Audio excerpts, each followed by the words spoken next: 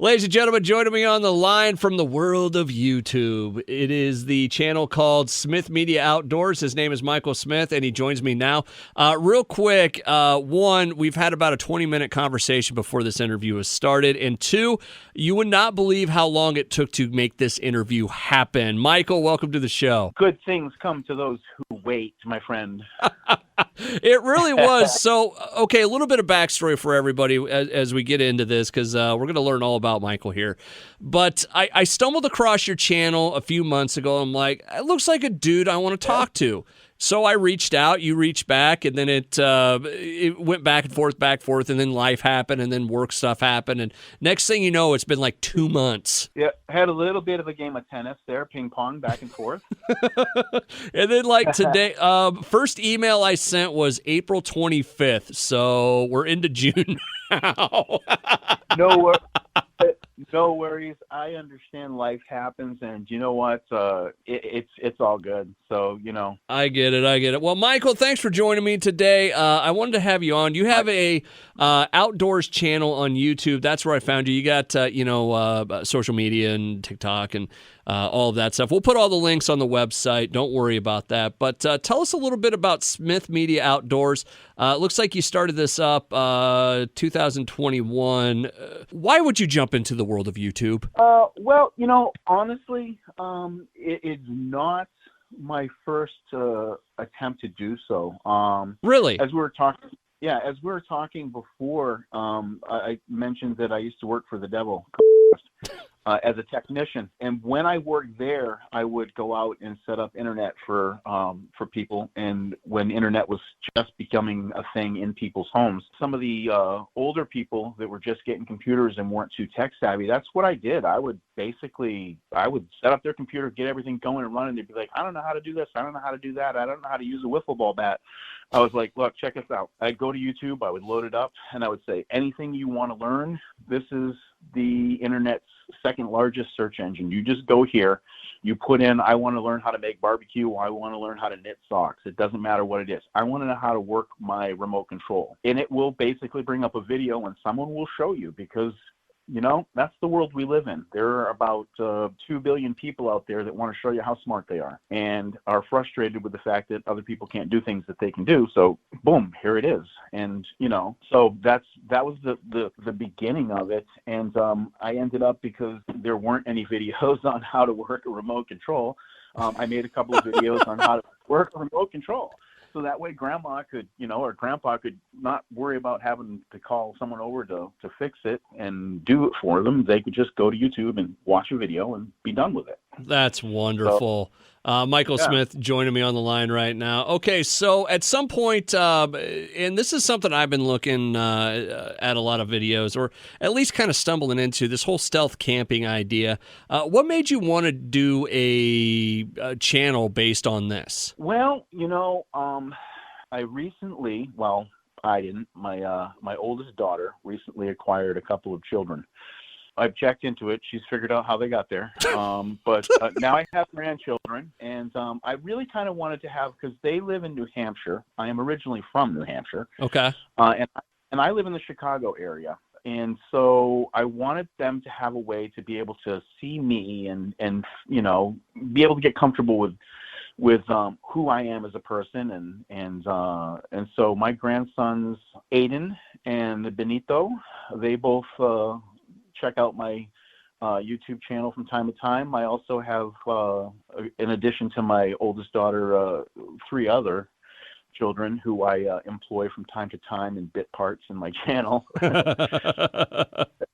And, if I need a security guard, I throw a real official looking shirt on my son and give him a baseball cap and go, okay, stand at a distance. And I wanted to have some way for kind of people to know, hey, I was here.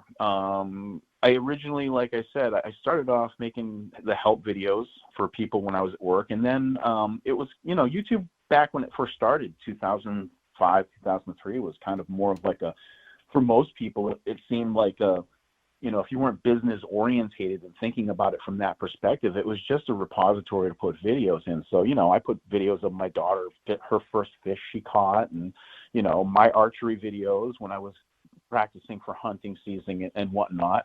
And that kind of made me fall in love with editing. I found the editing to be kind of almost a good substitute for engineering that I used to do in the music studio, working with bands and recording my own music. And now in this day and age, like I said before, we have, all these tools that are available to us that make things so much easier. Really, there's no reason for anybody who has a dream to not go after that dream and actually do it, other than that internal fear of, Yeah.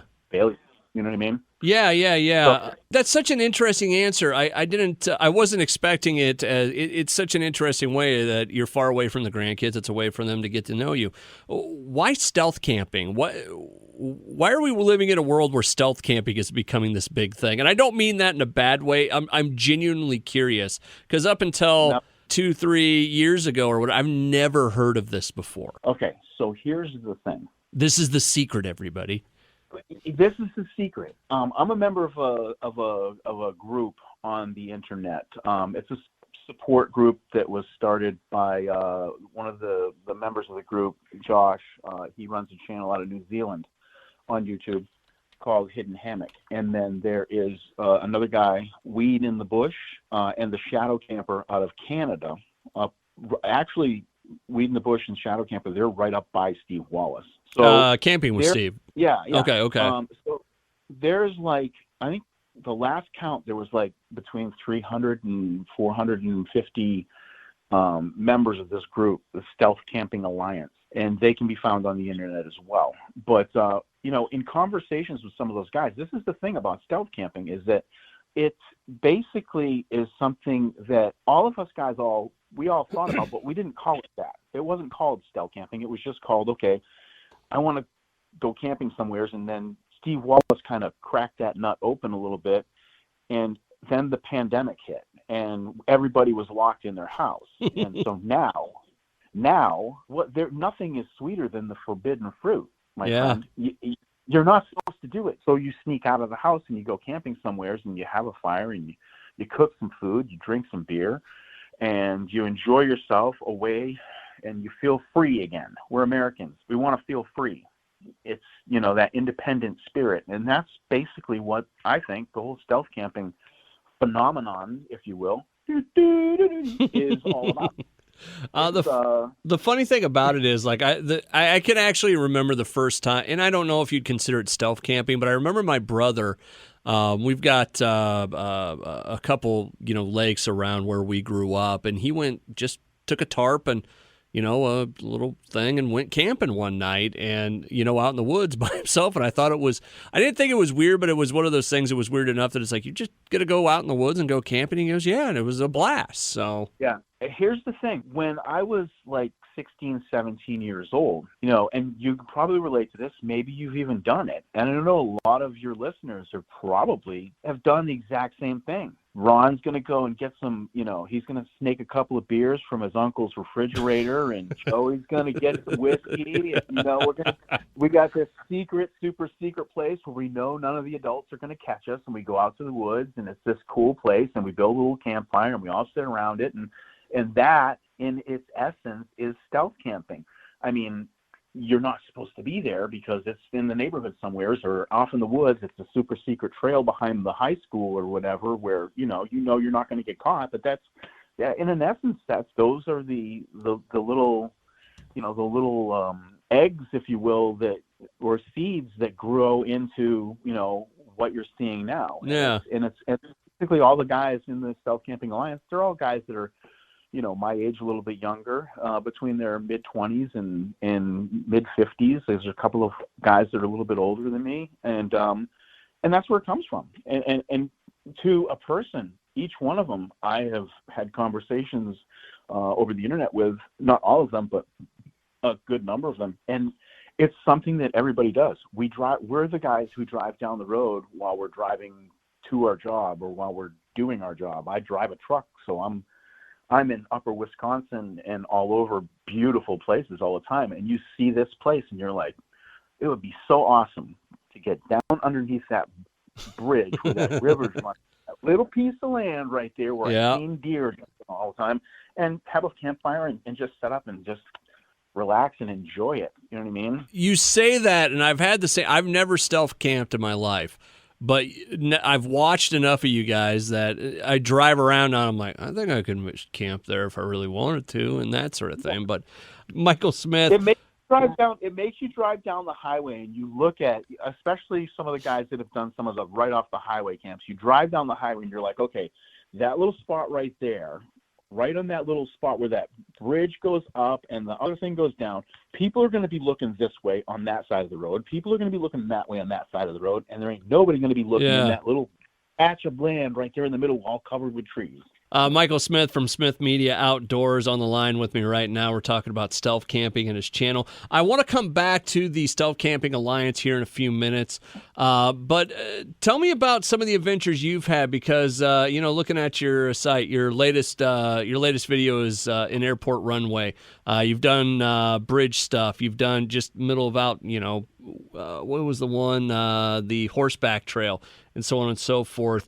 Tell me about what's your favorite place that you've stealth camped that we can watch? The favorite place of mine that I went to, the far north stuff is really my favorite. I mean, when I started doing this, it really wasn't, I wasn't planning a whole stealth camping channel on just stealth camping. And I plan to this season, I'm going to do a kind of a mix of stealth camping and kind of regular camping. I refer to it as wild camping. Okay. It's not necessarily going to be on a campground. It's I did my Michigan trips. Those were here's the thing. A lot of the first ones that I did, the first in my lineup of videos, what do they say? Your first videos are your worst videos. Yeah. So they were enjoyable, but I'm still learning, but I didn't really have a really tight handle on how to make a video. So how to tell a story, probably. Yeah, you know what I mean? And that's something that I'm still going through and learning. Yeah, I mean, some of my favorite ones were the Michigan trips. I really enjoyed those up there because they were, I mean, that was wild camping, and that was like, I picked a spot on the map and drove like 5 hours and then drove out this service road into the middle of nowhere. And, somebody was out there. I don't know if it was a local or whatever, was out there shooting their gun off. And so I was out there in the woods, and yeah, it's some crazy stuff. But I mean, I really like the far out stuff. Okay. But those are my favorites. I mean, with that said, honestly, and I've said this before, I said this in the Stealth Camping a Bridge video. Honestly, a bad day camping is better than a good day at work. You're not wrong. I mean, you can make an argument if you're in the porn industry, but that's a conversation for a different time. Yeah. Or if you're a brewer, I imagine that's probably pretty fun. Yeah. Brewing is that's something that that's a hobby of mine. That was like one of my other channel ideas, was doing brew reviews. But I'm not as good a brew reviewer as I would like to pretend to be on YouTube. I get you. Michael Smith from Smith Media Outdoors on the line. All right, you've dove into this YouTube world with a stealth camping channel. At the beginning, what did you think this was going to be, and how did that change? Like, what do you think of it now? Is it cool? Is it kind of a pain? Where are we at? Well, they say do something that you love, and you will never have a bad day of work in your life or something along those lines. You'll always love your job or something. You run the risk. And I recently just took I had to take a break off because between my job is, a lot of hours a day. I drive a truck, and there's not a lot of truck drivers, so we're shorter drivers. A lot of times I have to work a lot of hours. And so it got to the point where I felt like I was just making a video to make a video because I had to have one in a week, and that made it kind of difficult to do. But I mean, honestly, if someone was going to do a YouTube channel, it all depends on what you're doing it for. You know what I mean? If you're doing it to become rich, you're not going to enjoy the journey, and you're not getting rich anytime soon. So me personally, I like doing the YouTube channel. If I could do it without my ugly mug on camera, I would have preferred that. But I like I said, I'm not rich. I'm not in the position to hire Brad Pitt or anybody like that. Michael, you're at least a 6. Well, thank you. I'm going to take that and run with it. Well, you know what? I mean, at least you don't have to have the joke all the time from people of, oh, you got a face for radio. Yeah, right. In about 20 years of radio, do you know how many times I've heard that? I can't even begin to fathom the number. That seems like it would be the standard go-to for anybody who couldn't come up with a joke. It's that, or it's at when you do events and stuff and you have the prize wheel and people, they don't win, so they just move it over. And it's like, I've never seen that before. So, yeah. But, no, it's... I forget where we were going with this, but with the not getting rich with the YouTube and stuff, I mean, you're, a little over a year into it. How has it changed for you? Is it just gotten easier to tell a story? Has it gotten harder to come up with places to camp? I know you had to take the break, but where are we at now? As far as my journey goes, I'm beginning to get a sense for, I can't remember if we were talking just a moment ago or if it was before we started, but we're talking about things becoming formulaic. That was before. Yeah, that's kind of, that's kind of where you come into it because you watch, because the way it works for me, I learn by overwatching, things, and then I take all of that data and I basically go, okay, well, out of these 10 people that I just watched, these different points are the points that all come up on all of them. And so that has to be true. If that's what's working for them, then that must be a true point. And that must be something that is going to work. And so over time, you begin to see, okay, well, I should do this, I shouldn't do that. I don't like this, I do like that. And then you begin to develop kind of your own flow. And YouTube, quite honestly, is everybody's journey is different. Yeah. There are like 3 other guys that when I first began that I liked, and I noticed when I went in and I was like looking at their about page and looking at what they have for subscribers, because that's what you do as a YouTube creator. Oh, I do it in radio all the time as well. So exactly, and so I looked at them, and we all began at the same time.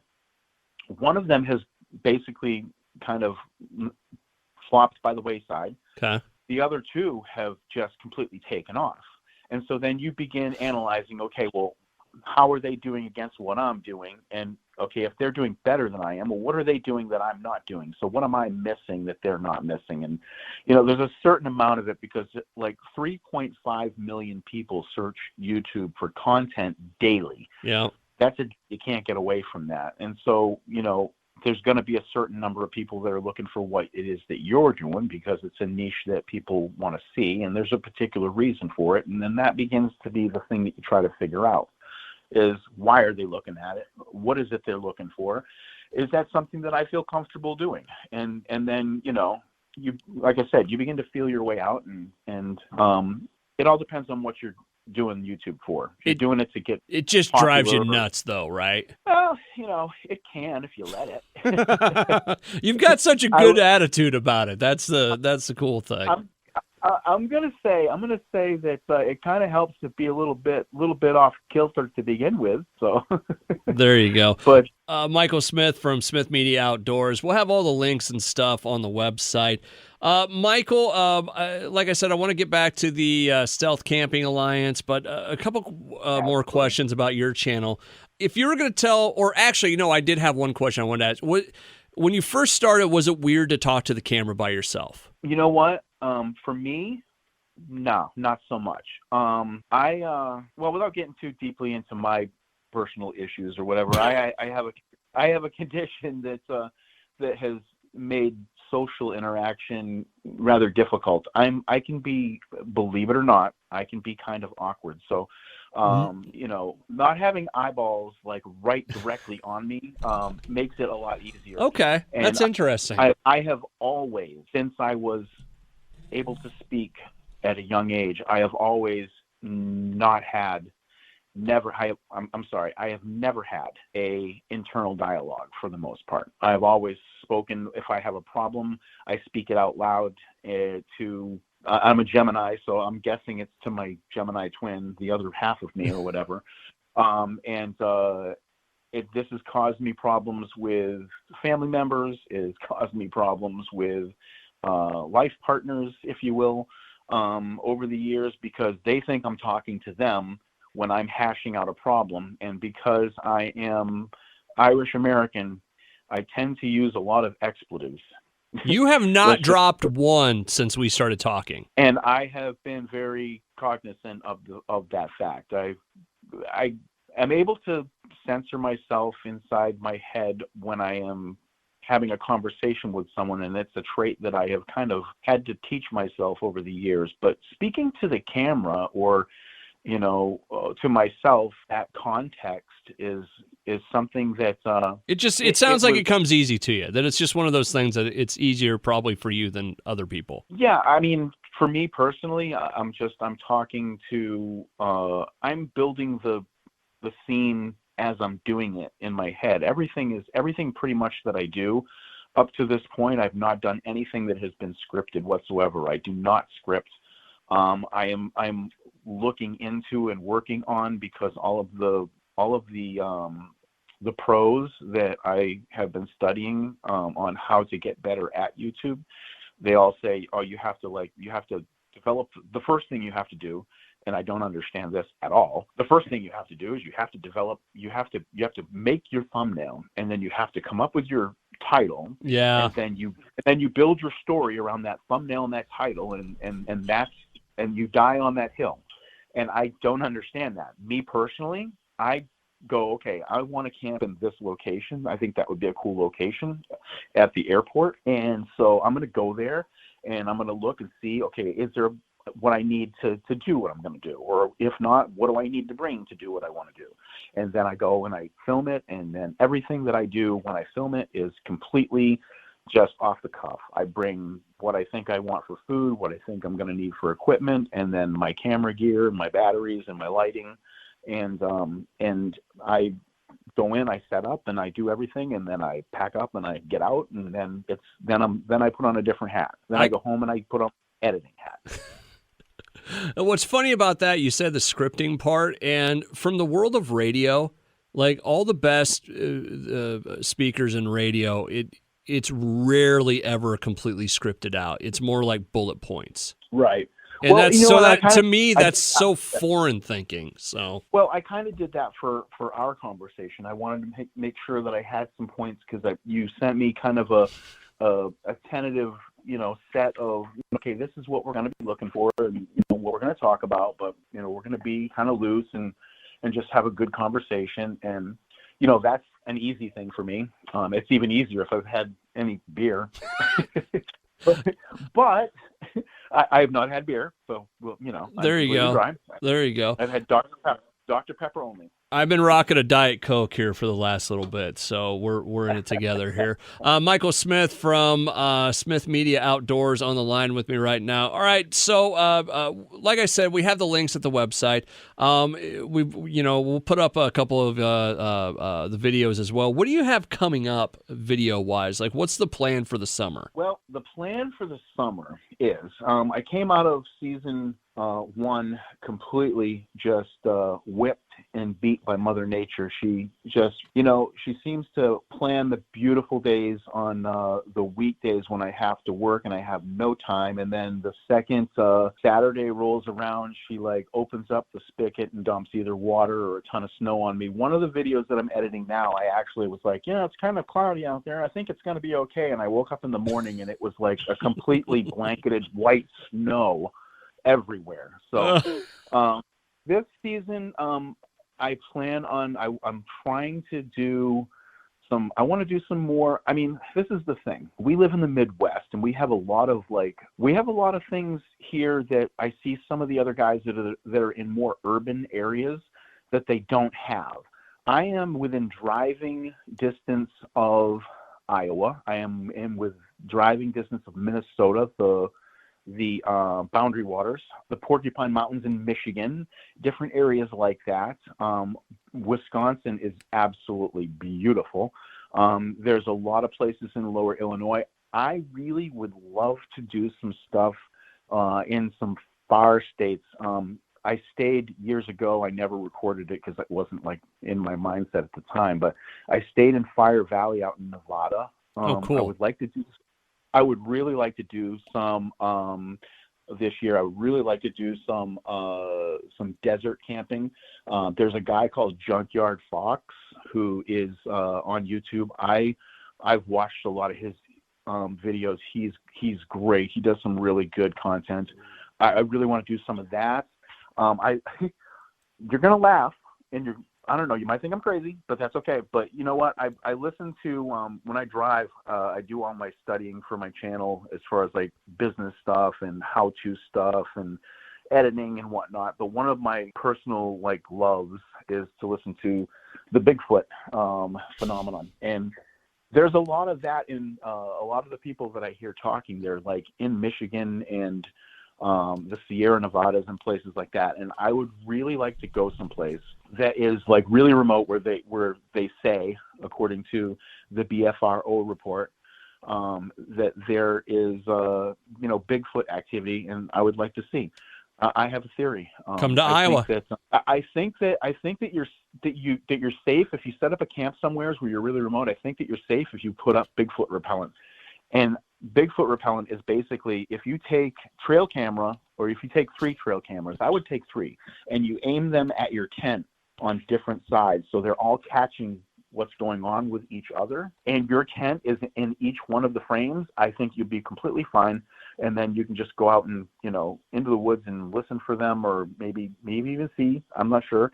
I don't disbelieve and I don't believe. I think it's a possibility, but that's one of the things that I would like to do this season. I'd like to go someplace like super remote like that, where that is a possibility. One of my videos, one of my first videos that I did, actually, that's where I went on my first video I ever recorded, was Goodman, Wisconsin, and that was their claim to fame, is that someone had sighted a Bigfoot. So that was why I went there. But I don't want to brag, but I was a part of an award-winning Bigfoot documentary. Which one? It's called Squatch, Iowa. My buddies in Calhoun County Paranormal Investigators put it together. I forget what it won, like best documentary or something. Anyways, if you ever get a chance, northeast Iowa actually has fairly thick forest. Plus, it's remote. Plus, there's Bigfoot activity up there apparently. So awesome. That sounds like a plan. My wild camp, I have on my channel, I have playlists that I've made. My stealth camping playlist has gotten rather rotund, and my wild camping playlist is rather meager, so I'm looking to expand it. So that would be a wild camp for sure. Northeastern Iowa. Yeah, up by if you can find around Decorah is a good area. Okay. And actually, apparently, and this is completely off the path of where we're starting, but we're talking about Bigfoot now.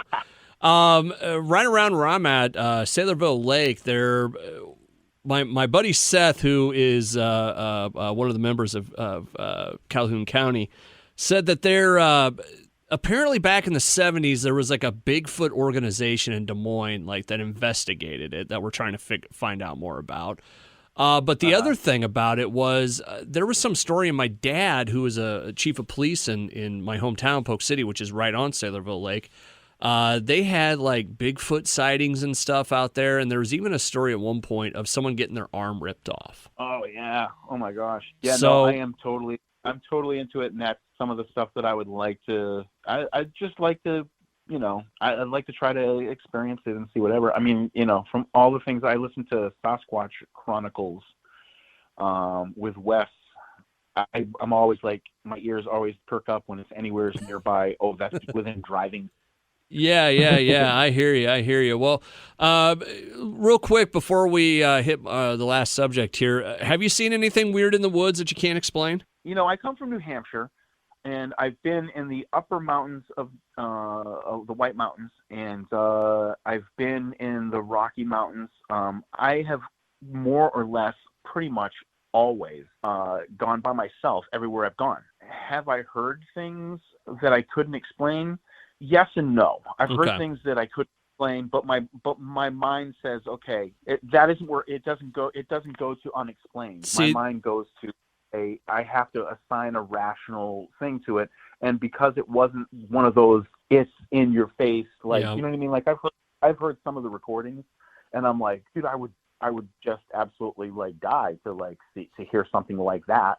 You know, it's always something that is just, you know, I heard something moving. Okay, well, that's probably just a raccoon or it's probably a deer. Or I mean, it's never been so clear cut in stone definitive. No, bro, that was a friggin' Sasquatch. I know it was. You know what I mean? It's never been one of those things. But that's what I'm looking for. That's what I want, and I want to be there with cameras rolling when it happens. So. See, the question I always ask is, okay, what happens if Bigfoot does roll up on you? Like you're sitting there at camp, you got your fire going, you got your tent hidden real well, you're making your food in the metal pan.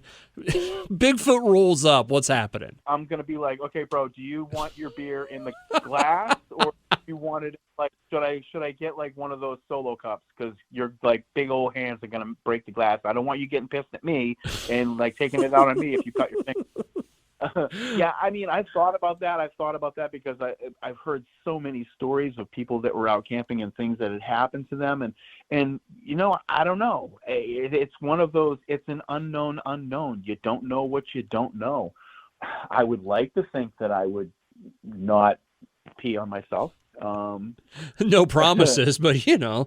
Yeah, no promises. I'm not making any promises. I mean, but I'm not going into the woods with depends on either, you know. So. Oh boy, that's funny, Michael. I got to tell you, I never thought that we'd end up talking about Bigfoot in this. So.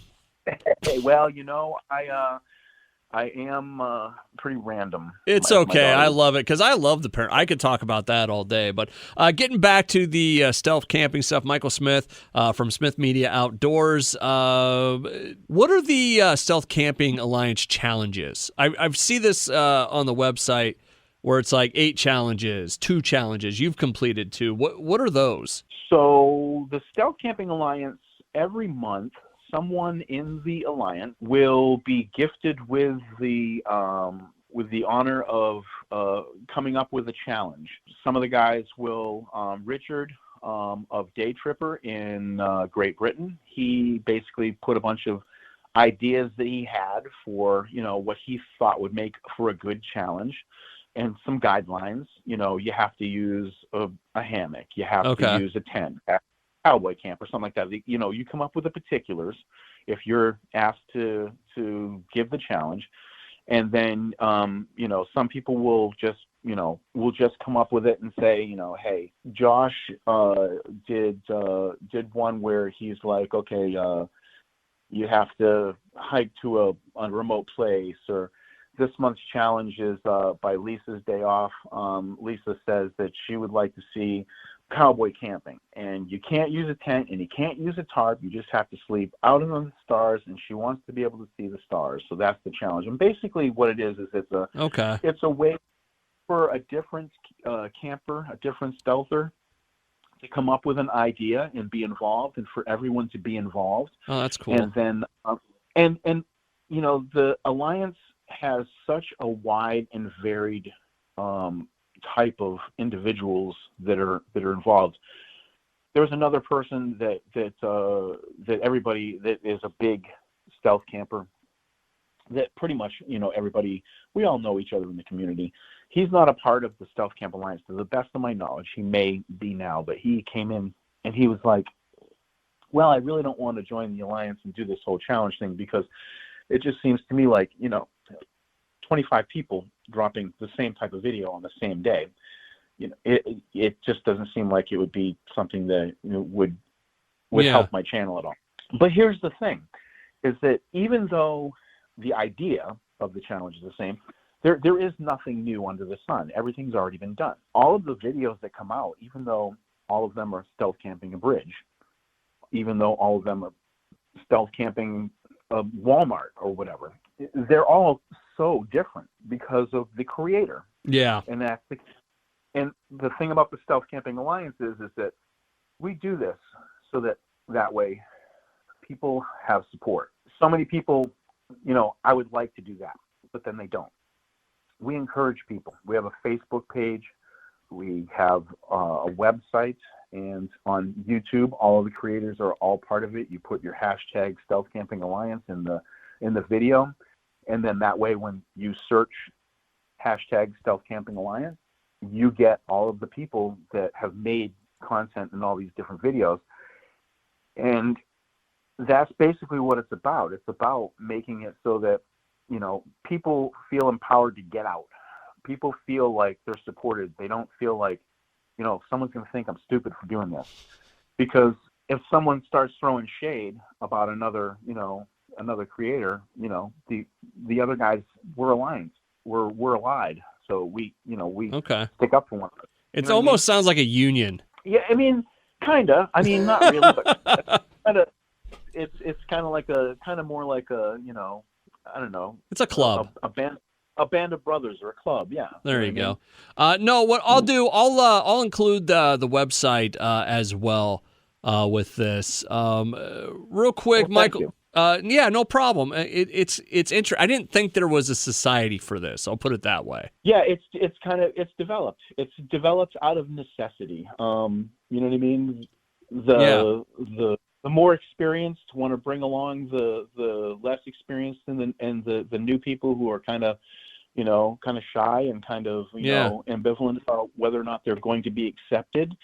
And it's not just the camping either. There are some members who may be having personal problems, and it's a group of people that are able to support them, whether they're having some type of a personal issue with mental health or whatever, or it's a support group, and it's a great bunch of guys, and it's a lot of interesting content, and it's a wellspring of ideas. I use it quite honestly as a springboard for ideas on what it is that I can do on my channel, and how it is that I can both stand out from other creators and at the same time have plenty of ideas for content to do. You know what I mean? Yeah, no, I really do. Michael Smith from Smith Media Outdoors. All right, as we get close to wrapping up here, I got a couple questions for you real quick.